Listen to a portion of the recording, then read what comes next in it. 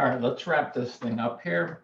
Let's try to put a gradient in the background. So if I go to the magic wand tool, okay, and click, I have it set to contiguous and 64 at the moment.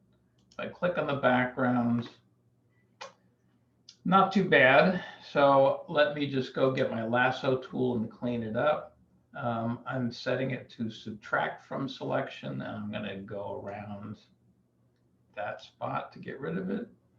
And then also, I want to make it so this part here goes like that, I think. So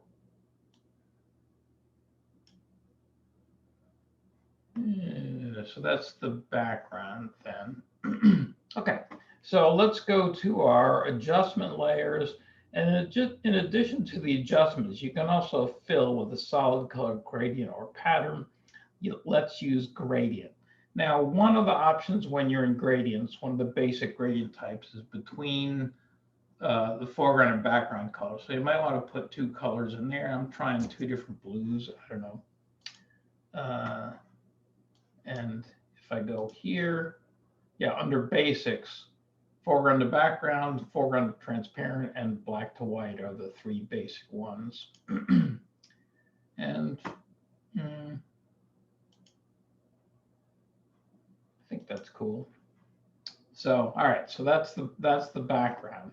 Now, one kind of interesting thing we can do here is that you wouldn't really think it would work, but we can, if we use a layer, because generally when you use layer styles like on type or something, it has to have an edge. And this layer doesn't really have an edge. This has a mask, but I guess that counts. Okay. So if I go to my layer styles and let's try outer glow.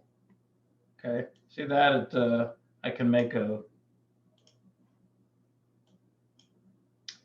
glow around. It's actually around the edge of the background, but in this case, it works pretty good. Let's see what crazy color can I use here for this.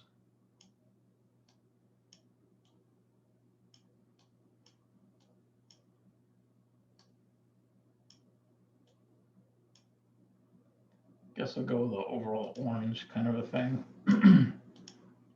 All right, so whatever. And let's make this look like a book cover by throwing a book title and author on here, just to finish it up. So let's see. I'm going to go to my type tool, a frog's life. What this font is, price down, Control T. Where should I put that? I guess right here. All right, and let's throw some layer styles on the type to make it look all froggy and stuff. So let's see.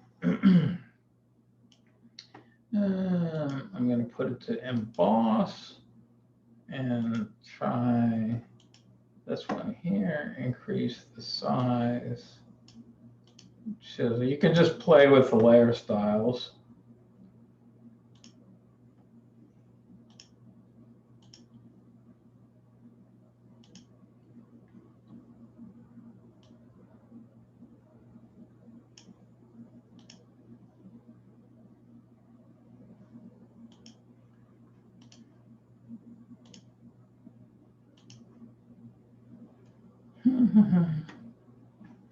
Oh, how about, I don't like that blue. I'm going to go to color overlay. Yeah, now we're cooking. Let's throw a stroke on there. Some of mine aren't. I'm hitting reset to default, but it remembers where you last left them. So some of mine might be maybe some black on there.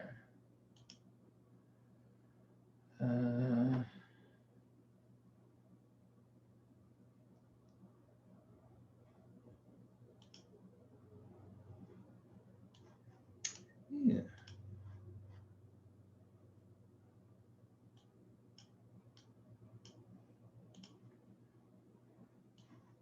That's insane.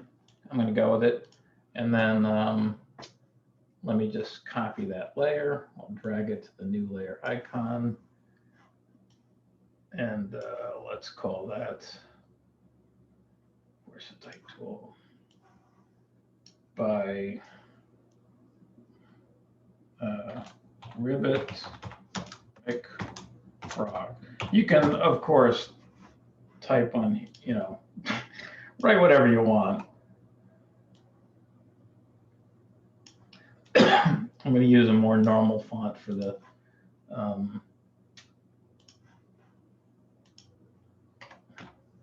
about Arial Black or something.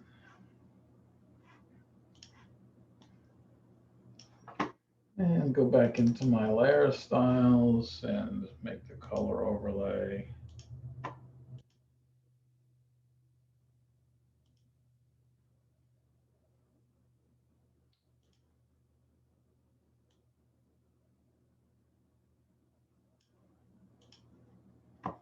I don't know, something like that.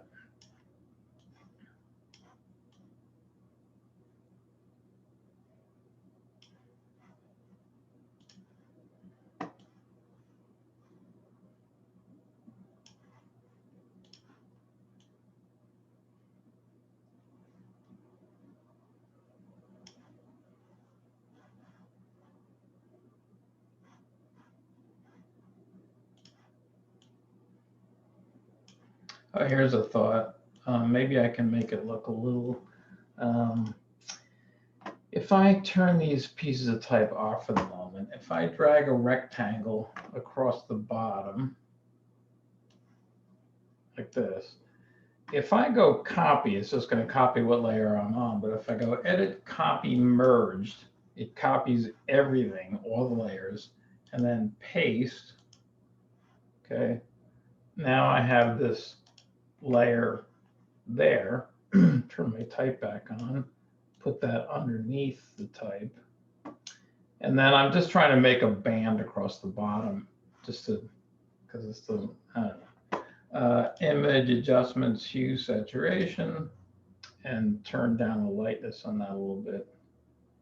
That might look sort of cool. Whoops.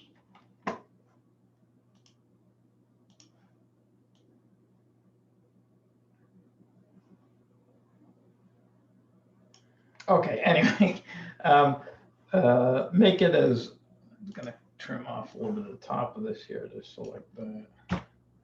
Okay, make it look as good as you can. Save it as a JPEG, hand it in.